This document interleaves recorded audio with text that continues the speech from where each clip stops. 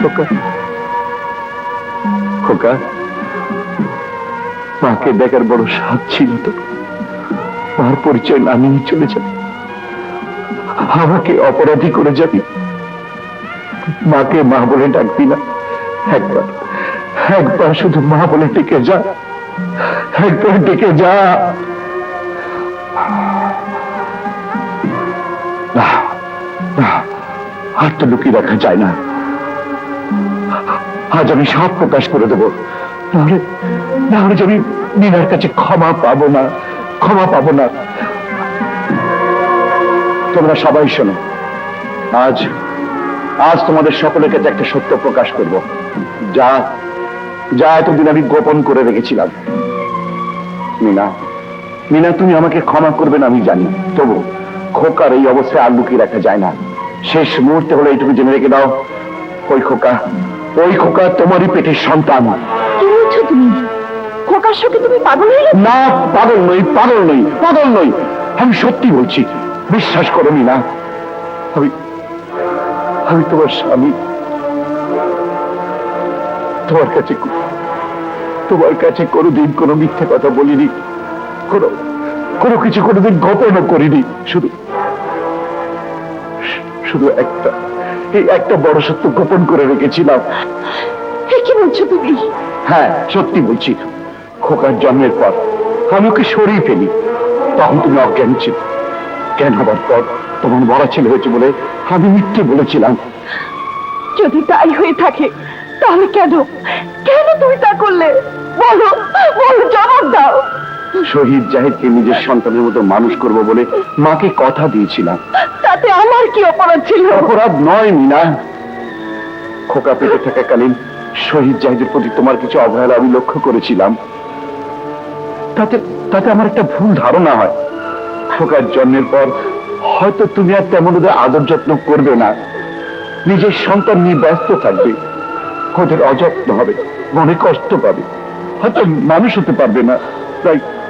তাই মাত্র কটা বছরের জন্য আমি ওকে সেই দায় সালমার কাছে রেখে এসেছিলাম। খোকা চুরি পাওয়া নয়, খোকা তোমার আমার সন্তান। ভাইজান, কেন তুমি এটা করতে গেলে?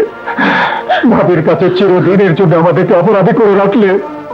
আমি যে মাতৃভক্ত কর্তব্য পরায়ণ একজন নিষ্ঠুর বাঁচান রে, আমাকে তোরা ক্ষমা করে দে, আমাকে ক্ষমা করে দে, ক্ষমা করে দে। ভাবি,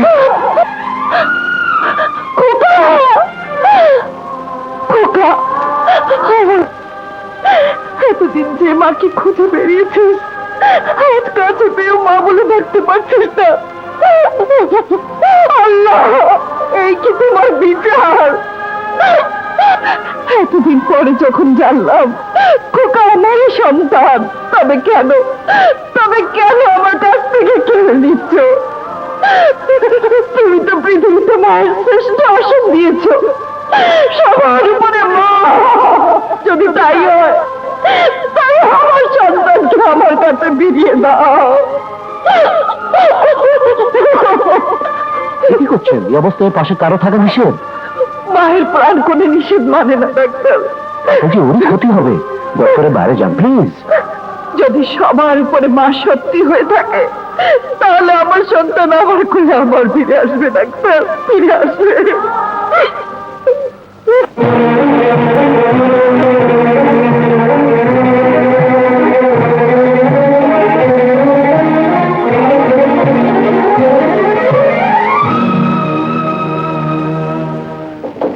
স্যার, ভাগ্যিস আপনি হঠাৎ করে সময় মতো ফিরে এসেছিলেন, তা না হলে ছেলেটাকে হয়তো বাঁচানো যেত না।